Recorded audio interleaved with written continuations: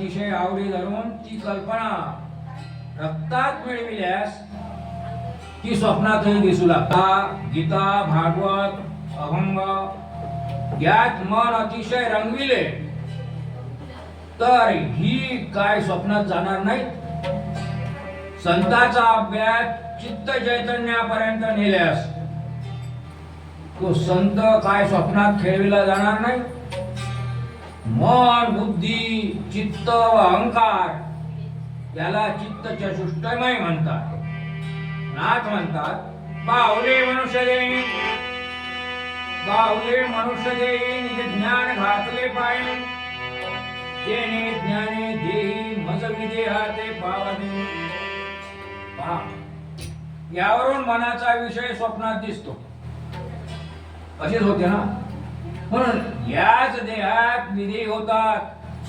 कसे होतात? मन गुंतले डोलया,